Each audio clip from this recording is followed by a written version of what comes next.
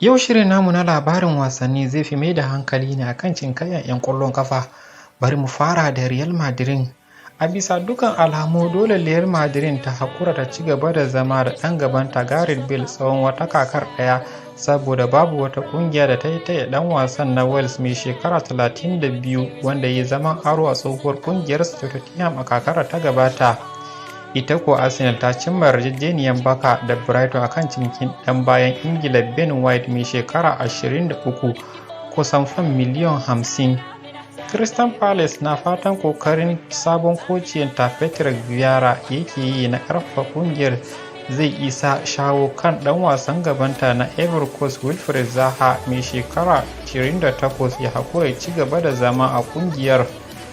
Ita ko Inter Milan ta ƙara ci gaba da ƙoƙarin ganin ta ɗauko ɗan wasan baya ɗan Spaniya Hector Bellerin daga Arsenal, amma kuma zakarun na Italiya na son karɓar ɗan wasan mai shekara 26 ne a matsayin aro na shekara ɗaya da zaɓin sayensa na dindindin a baɗi, yayin da ita Arsenal ke son kusan fam miliyan 15 a kansa. Ɗan gaban Portugal Cristiano Ronaldo mai shekara 36 da ake cewa zai koma tsohuwar ƙungiyarsa ta Manchester United ko Paris Saint-Germain, ga alama zai ci gaba da zama a Juventus tsawon ƙarin shekara ɗaya, amma za a rage masa yawan albashi.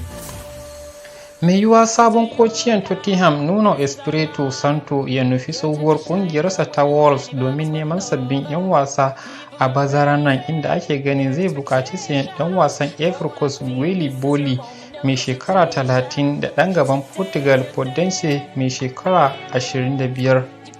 Ɗan ƙwallon Manchester City mai bugawa tawagar Jamus ta maula 'yan ƙasa da shekara 21 Lucas Nmecha ya koma Wolfsburg.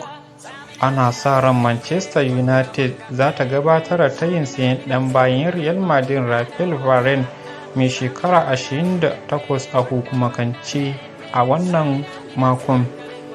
Iya abun da ya sauka kenan a cikin shirinmu na labarin wasanni.